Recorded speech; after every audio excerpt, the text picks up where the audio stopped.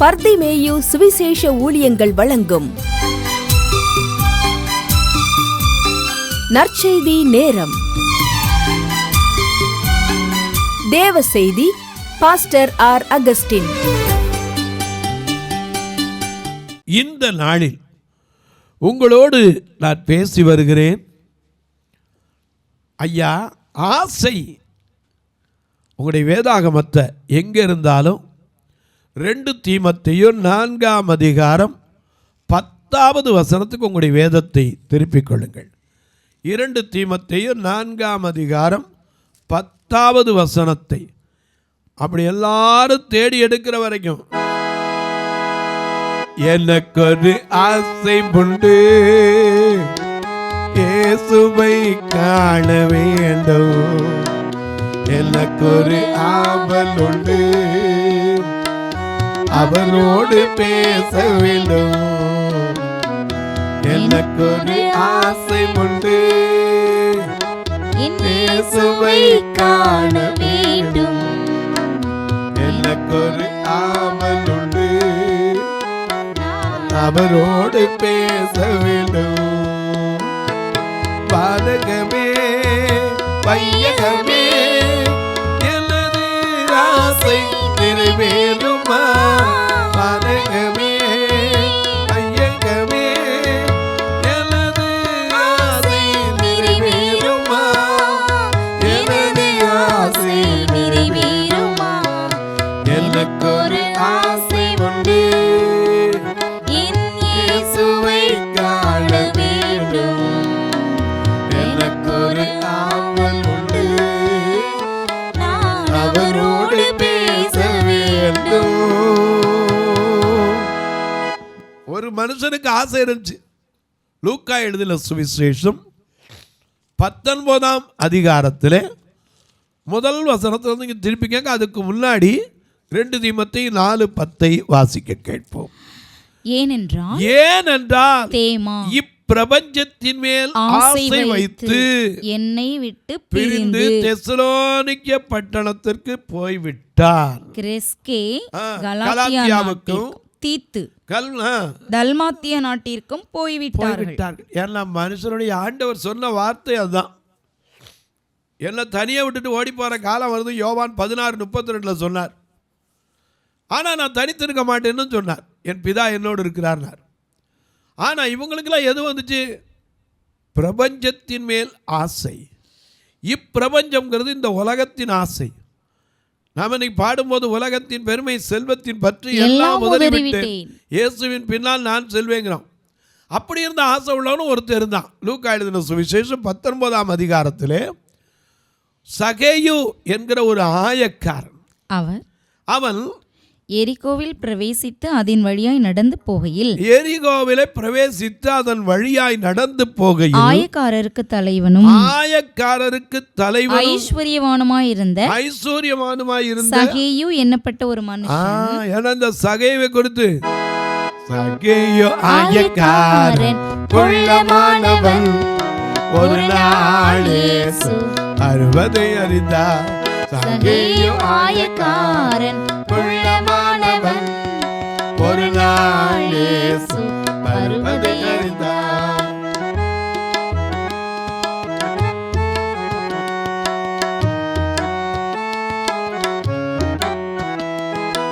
ஓடி போய் காட்டத்தி மரத்தில் ஏறினான்.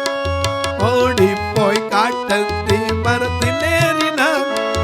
இயேசுவை பார்ப்பதற்கு ஆசை கொண்டான். ஓடி போய் மரத்தில் ஏறிக்கொண்டான்.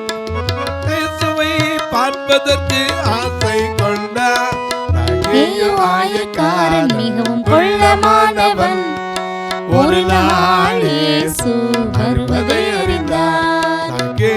ஆயக்காரன் மிகவும் கொள்ளமானவன், ஒரு நாள் இயேசு வருவதை அறிந்தார். ரொம்ப குள்ளமான ஆள். ஆனா இவனுக்கு ஆசை. என்ன ஆசை? இயேசு எப்படிப்பட்டவரோ என்று. இன்னைக்கும் கூட இயேசு எப்படிப்பட்டவரோன்னு பார்க்க ஆசைப்படுறீங்களா? இயேசு அன்புள்ளவர். ஹல்லேலூயா. இயேசு இரக்கமுள்ளவர். ஆமென். மனதுருக்கம் உள்ளவே, நீடிய சாந்தம், கிருபை, தயவு. அவர் என்றென்னைக்கும் கடிந்து கொள்ள மாட்டார், என்றைக்கு கோபம் கொண்டு இருக்க மாட்டார். நம்முடைய பாவத்துக்கு தக்கதாக நமக்கு செய்ய மாட்டார், நம்முடைய அக்கிரமங்களுக்கு தக்கதாக சரி கட்ட மாட்டார். பூமிக்கு வானம் எவ்வளவு உயர்ந்து இருக்கிறதோ அவருக்கு பயப்படுறவங்க மேல அவருடைய கிருபை அவ்வளவு பெரிதாய் இருக்கிறது. மேற்குக்கு கிழக்குக்கு எவ்வளவு தூரமோ அவ்வளவு தூரமாய் அவர் நம்முடைய பாவங்களை நம்மை விட்டு விலக்கினார். இயேசு எப்படிப்பட்டவர்? அதனாலதானே பாடுறோம், இயேசு என்றதுமே எனக்கு இன்பம் பிறக்குதம்மா, இயேசு என்றதுமே எனக்கு இன்பம் பிறக்குதம்மா, காசினியில் நமக்கும் எவனையும் கண்டதில்லையம்மா, காசினியில் நமக்கும் எவனையும் கண்டதில்லையம்மா, இயேசு என்றதுமே எனக்கு இன்பம் பிறக்குதம்மா.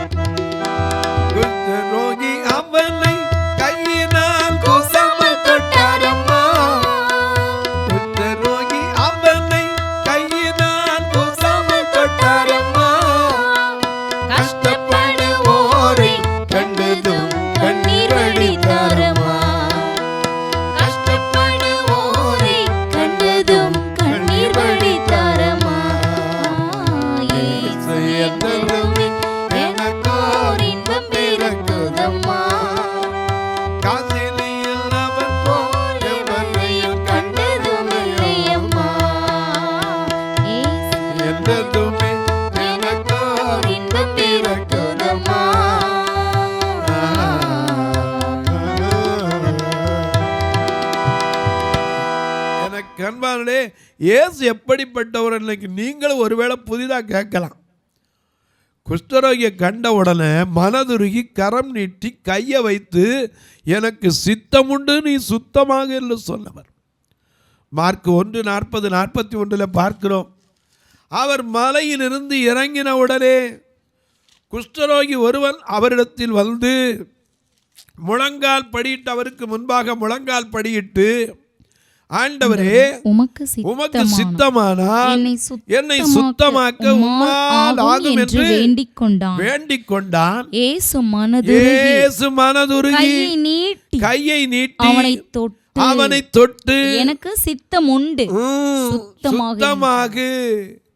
நம்ம பாடுறோம்ல, சித்தமுண்டு சுத்தமாக, சித்தமுண்டு சுத்தமாக என்று சொல்லி சுகமாக்கினே, சித்தமுண்டு சுத்தமாக என்று சொல்லி சுகமாக்கினே, ஐயா என்று சொல்லி சுகமாக்கினே, ஐயா என்று சொல்லி சுகமாக்கினே. விண்ணப்பத்தை கேட்பவரே, என் கண்ணீரை காண்பவரே, சுகம் தருபவரே, ஸ்தோத்திரம் ஏசையா, சுகம் தருபவரே, ஸ்தோத்திரம் ஏசையா. இயேசு எப்படிப்பட்டவர்? ஒரு பெண் அழுததை பார்த்து தான் புள்ள செத்து போயிட்டான், புருஷனும் இல்லை, அவளுக்கு பாடையில் தூக்கிட்டு வராங்க, அவள் அழுது கொண்டே வருகிறாள். அப்படி அழுது கொண்டு வந்த அந்த விதவையினுடைய பிள்ளை அடக்கம் பண்ண போகிறதுக்கு முன்னாடி பாடையை தொட்டு எல்லாரும் நிப்பாட்டினாங்க. வாலிபனே எழுந்திரு என்று அந்த பையனை எழுப்பி தன் தாய்க்கு ஆறுதலை கொடுத்தவர். இயேசு எப்படிப்பட்டவர் ஐயா? இந்த பூமியிலே எல்லா மக்களும் மனம் திரும்ப வேண்டும் என்று நீடிய பொறுமையோடு காத்திருக்கிறவர். நீங்கள் இன்னைக்கு பார்க்குற இயேசு எப்படிப்பட்டவர்? ஏதோ உன்னை என்னை தண்டிக்கிறதுக்கு இந்த பூமிக்கு வரல, உன்னை என்னை மன்னிக்கிறதுக்கு தான் இந்த பூமிக்கு வந்தார். உன்னை என்னையும் ஒரு மனிதனாக மாற்றுவதற்கும் தான். முழு மனிதனாக மாற்றினார் விடுதலை நாயகன் வெற்றியை தருகிறார். எனக்குள்ளே இருக்கிறார் என்ன ஆனந்தம்.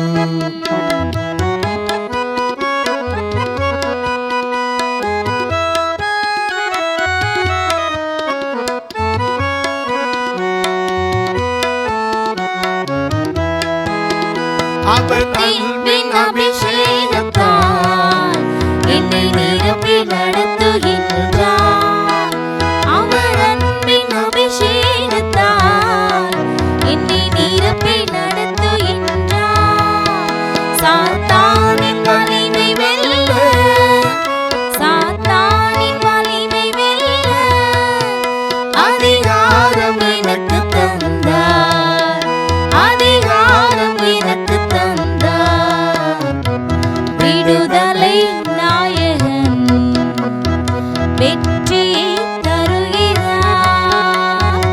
எனக்குள்ளே இருக்கிறார் இன்னே ஆனந்தம். இயேசு எப்படிப்பட்டவர்? அன்பு உள்ளவர். தேவன் அன்பாகவே இருக்கிறார். அன்பு என்பதை அவரை கொண்டு தான் கண்டுபிடிச்சோம். ஆமென். இயேசு எப்படிப்பட்டவர்? சிலுவையில் அடித்தவனை கூட மன்னித்தவர். இயேசு எப்படிப்பட்டவர்? தன்னை நோக்கி வேண்டிக் கொள்ள கள்ளனுக்கு பரதேசியை கொடுத்தவர். இன்னைக்கு இயேசு எப்படிப்பட்டவரோன்னு பார்க்கணும்னா ஒருவேளை அவரை தேடி ஒரு ஆலயத்துக்கு போய் பாருங்க, நிச்சயமாக அவர் எப்படிப்பட்டவர் என்பதை விளங்க பண்ணுவார். ஒரு பெண் இப்படி தான் 10 வருஷமாக கிட்டத்தட்ட வந்துக்கிட்டு இருந்தா, 18 வருஷமாக. லூக்கா 13ஆம் அதிகாரம் 10ஆம் வசனத்தில் பார்க்கிறோம். ஒரு ஓய்வு நாளிலே இயேசு அங்கே வந்திருந்தார். ஒரு ஓய்வு நாளில் அவர் ஜெப ஆலயத்தில் போதகம் பண்ணி கொண்டிருந்தார். சரி. அப்பொழுது 18 வருஷமாய் பலவீனப்படுத்தும் ஆவியை கொண்ட ஒரு ஸ்திரீ, பலவீனப்படுத்துகிற ஒரு ஆவி. ஏன்னா இன்னைக்கு அநேகர் நினைக்கிறோம் ஏதோ வியாதி, நம்ம வியாதிக்கு பின்னாடி ஒரு பலவீனப்படுத்துகிற ஆவி தான் நம்மளை ஆட்டி படைக்குது. அது நமக்கு தெரியறதில்ல. பலவீனப்படுத்துகிற ஆவி அவளை என்ன செஞ்சு கட்டி வச்சிருந்துச்சு. கொஞ்சம் கூட அவளால் என்ன செய்ய முடியாது, நிமிர முடியாது. ஆனால் அந்த ஆலயத்துக்கு வருவா போவா, யாரும் அவளை பற்றி கேட்டுக்கல. ஆனால் இயேசு அதை அறிந்து இயேசு அவளை கண்டு தம்மிடத்தில் அழைத்து ஸ்திரீயே உன் பலவீனத்தினின்று விடுதலையாக்கப்பட்டாய் என்று சொல்லி. இயேசு விடுதலையின் நாயகன், விடுவிக்கிற தேவன். இயேசு எப்படிப்பட்டவர்? ஒரு ஆசை வந்ததுனால தான் ஒரு பெண் போனா. 12 வருஷமா உதிரப்போக்கு இருந்துச்சு. மார்க் எழுதின சுவிசேஷம் 5ஆம் அதிகாரத்தில் 25லிருந்து 34 வரை நீங்கள் வாசிக்கும்போது அந்த பெண்ணை குறித்து வாசிக்கலாம். 12 வருஷம் உதிரப்போக்கு. எல்லா டாக்டர்களையும் பார்த்து எல்லா மருந்து மாத்திரையும் தின்னு எங்கெங்கே போக முடியுமோ எல்லாம் போய் தான் சொத்தெல்லாம் அழித்து கடைசியில் ஒன்றும் இல்லை. அவருடைய வஸ்திரத்தை தொட்டாலாயிலும் நான் சொஸ்தமாவேன்னு சொல்லி பின்னாக போய் அவருடைய வஸ்திரத்தின் தொங்கலை தொட்டால். மார்க் 5:29 பார்க்கிறோம். உடனே அவர் உதிரத்தின் ஊரல் நின்று போயிற்று. அந்த வேதனை நீங்கி ஆரோக்கியம் அடைந்ததை அவள் தன் சரீரத்தில் உணர்ந்தாள். இயேசு யாருன்னா வேதனையை அறிகிறவர். நம்ம யார் பாடுறோம்ல, நவு இயேசு நல்லவர், ஒரு போதும் கைவிடா, ஒரு நாளும் விலகிடா. நவு இயேசு நல்லவர், ஒரு போதும் கைவிடா, ஒரு நாளும் விலகிடா. எதிர்காலம் நமக்குள்ளே எதற்குமே பயமில்லை. எதிர்காலம் நமக்குண்டே,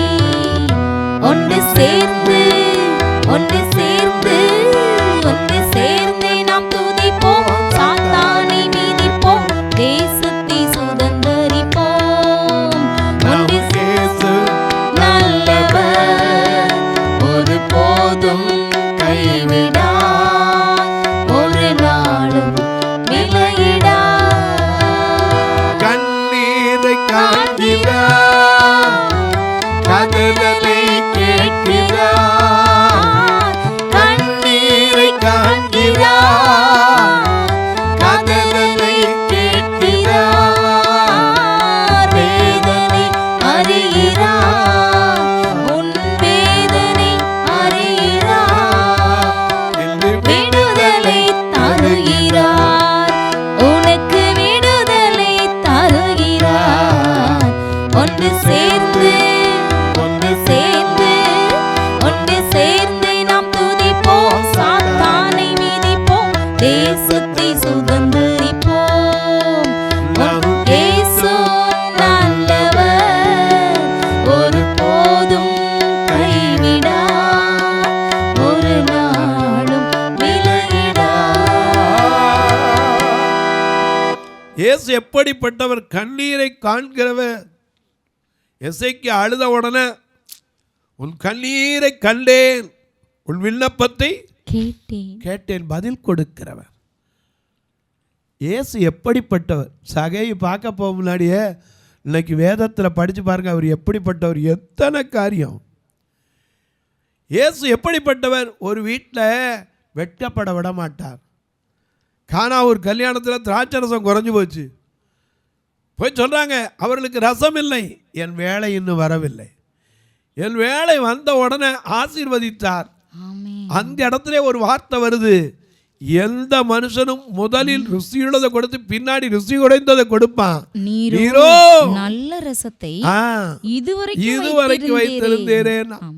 இயேசு எப்படிப்பட்டவர்? உன்னை வெட்கப்படுத்த விடுகிறவர் அல்ல. இயேசு எப்படிப்பட்டவர்? கண்ணீரை காண்கிறவர்.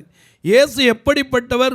உன் வியாதியை முழுவதும் நீக்கி பட்சமுடன் ரட்சை செய்ய உபகாரி, பெரும் பாவ பிணிகளை நீக்குகிற பரிகாரி. இயேசு எப்படிப்பட்டவர்? கூப்பிடும் குரலுக்கு பதில் கொடுக்கிற தேவன். எல்லாரும் வெறுத்தாலும் அவர் வெறுக்காதவர். எந்த நிலையில் இருந்தாலும், ரோட்டில் கிடந்த பரிதிமையை கூப்பிட்ட போது எல்லாரும் அவனை வெறுத்தாங்க, ஆனால் அவர் வெறுக்கலை. கிட்ட போய் அவனை கூப்பிட்டு நான் உனக்கு என்ன செய்யணும்னு கேட்கிறவர். இன்றைக்கு சொல்ல அந்த இயேசு எப்படிப்பட்டவர்? இதைத்தான் பார்க்க போனா சகை. இன்றைக்கி நீங்களும் தொலைக்காட்சி முன்னாடி இயேசு எப்படிப்பட்டவர் கேட்கணும், அன்றைக்கு செய்த அற்புதத்தை எனக்கு இன்னைக்கு செய்வார்னு நீங்கள் நம்பணும், விசுவாசிக்கணும். ஏன்னா யோவான் சொல்லுகிறார், நீ விசுவாசித்தால் தான் தேவனுடைய மகிமையை காண முடியும். உன வியாதி படுக்கையில் உனக்கு சுகமளிப்பார். வியாதி படுக்கையில சுகமளிப்பார், வியாதி படுக்கையில சுகமளிப்பார். உன் வாழ்க்கை படுகையிலே கர்த்தர் இருந்தார், உந்தன் வாழ்க்கை படுகையிலே கர்த்தர் இருந்தார். உந்தன் விசுவாசம், உந்தன் விசுவாசம், உந்தன் விசுவாசத்தோடு கர்த்தர் உண்டார். அவர் அவர் திட்ட பழகி காத்திரை கொண்டார். உணர்ந்திடுவாய் மனமே, உணர்ந்திடுவாய், உணர்ந்திடுவாய் மனமே, உணர்ந்திடுவாய். இனி அனுகூலம் காண்பாய் நம் தேவன் அருளா, இனி அனுகூலம் காண் தேவன் அருளா. உங்கள் விசுவாசம், உங்கள் விசுவாசம், உங்கள் விசுவாசத்தோடு கர்த்தர் உண்டார். அவர் அவர் திட்ட பழகி காத்திரை கொண்டார்.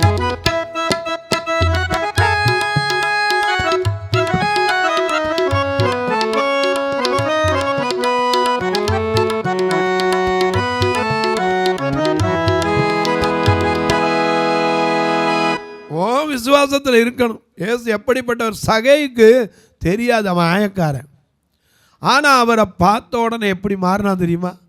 எப்படிப்பட்டவரோன்னு பார்க்கறதுக்கு தான் ஓடி போய் காட்டத்தி மரத்தில் என்ன செய்தான், ஏறி தன்னை ஒழித்து கொண்டான். ஏன்னா அவனுக்கு ஆசை, அவன் இயேசுவை பார்க்கணும், இயேசு அவனை என்ன செய்யக்கூடாது, பார்த்துடக்கூடாது. ஆனால் இயேசு அந்த வழியில் நடந்து வரார். வாசிங்க, நடந்து வந்தபோது அந்த இடத்துல கரெக்டா நின்று இயேசு எப்படிப்பட்டவரோ என்று அவரை பார்க்க வகை தேடினான். அவன் குள்ளமாய் இருந்தபடியினாலே அவரை காணக்கூடாமல் அவர் போகும் வழியில் முன்னாக ஓடி அவரை பார்க்கும்படி ஒரு காட்டத்தி மரத்தில் ஏறினான். இயேசு அந்த இடத்தில் வந்தபோது அண்ணாந்து பார்த்து, ஹல்லேலூயா. நமக்கு சொல்லுவாங்க, ஆழ குழி தோண்டி அதுல ஒரு முட்டை இட்டு அண்ணாந்து பார்த்தா 90 முட்டைம்மா. என்ன அர்த்தம்? தேங்காய் தென்னை மரம் இல்லையா? எனக்கு கண்பாருடைய ஆழ குழி தோண்டி தேங்காய் வளைக்கிறோம், அண்ணாந்து பார்த்தா அநேக தேங்காய் தொங்குறது தெரியுது. எனக்கு கண்பாருடைய இந்த காட்டத்தி மரம் அதில் ஏறி உட்காந்துக்கிட்டான்.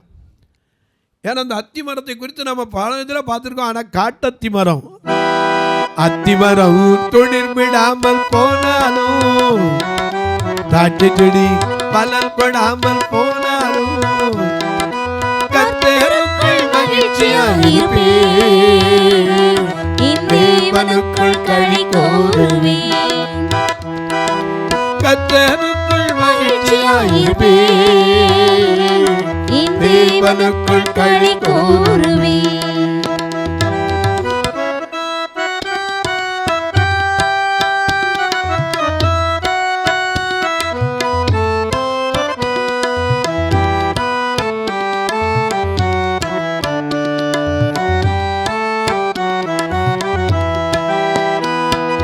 வயல்வெளியிலே தானியமின்றி போனாலும், தொழுவத்திலே மாடுகளின்றி போனாலும், தொழுவத்திலே தானியமின்றி போனாலும், வயல்வெளியிலே தானியமின்றி போனாலும், நான் கர்த்தருக்குள் மகிழ்ச்சியாயிருப்பேன்,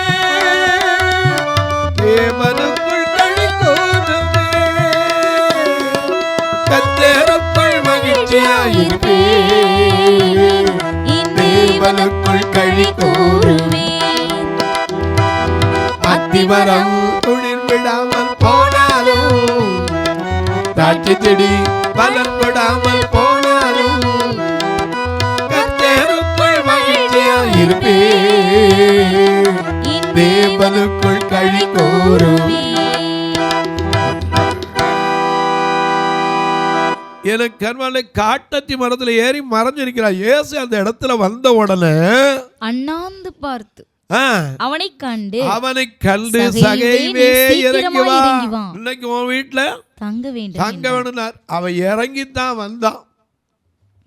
உன் வீட்டுல தங்கணும்னு கேட்கிறாரு. நான் எப்படிப்பட்டவன் என்னையவா கேட்கிறாரு. இறங்கி வந்தா வீட்டுக்கு கூட போகல.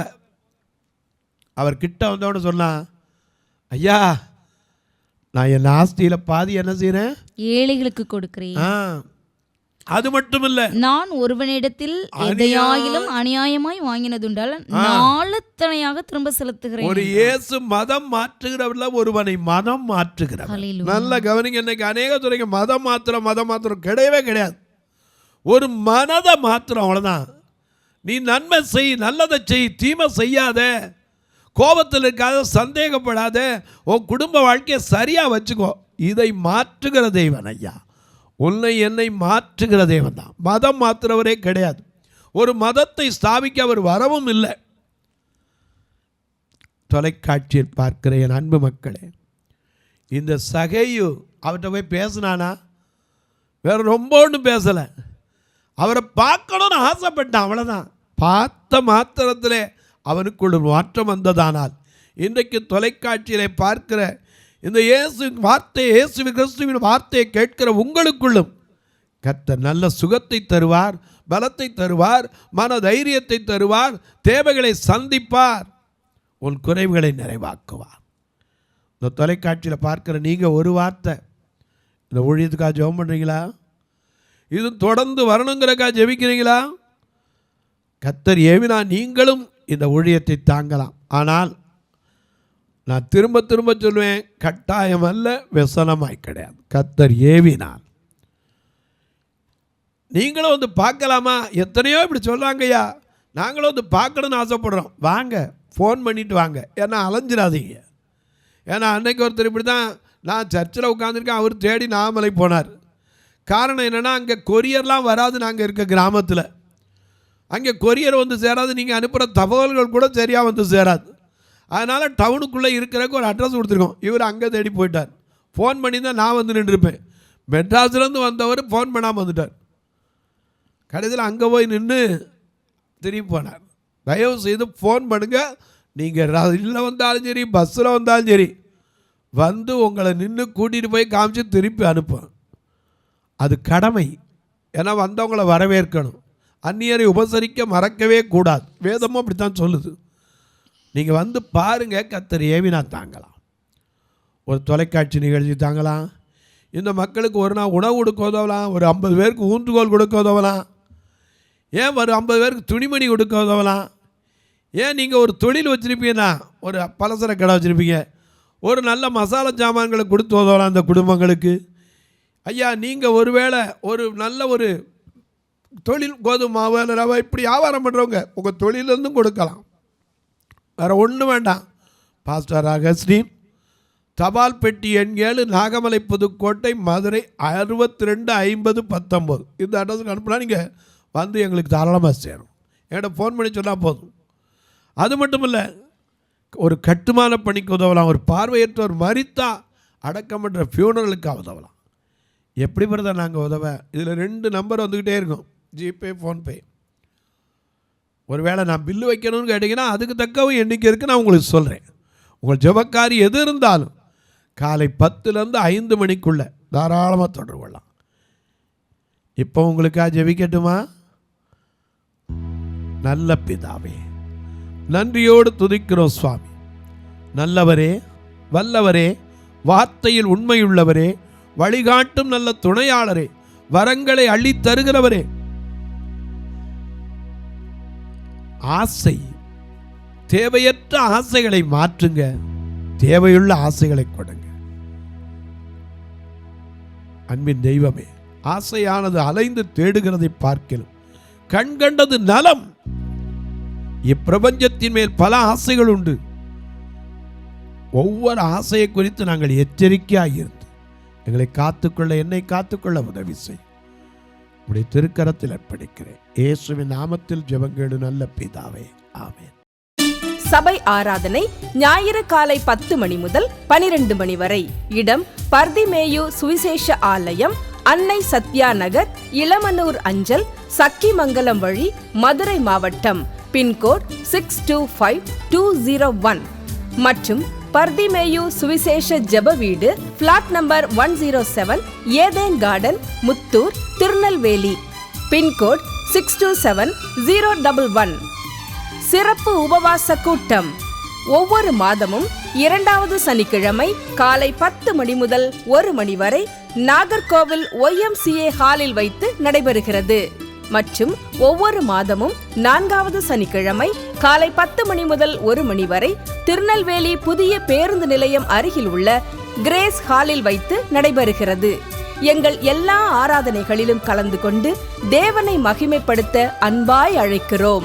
உங்கள் உதாரத்துவமான காணிக்கைகளினால் இவ்வூழியத்தை தாங்க விரும்பினால் R. Augustine, account number 5021364331, IFSC code IDIB 000B066, Indian bank, BP Kulam, Madurai. GPay number 9842181917, BGM ministries மற்றும் 9442559772, பிளைண்ட் மினிஸ்ட்ரீஸ் அகஸ்டின்.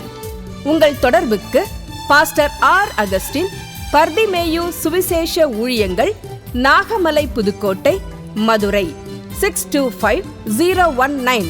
தொலைபேசி எண்கள் 9842181917 மற்றும் 9442559772. கர்த்தர் தாமே உங்களை ஆசீர்வதிப்பாராக.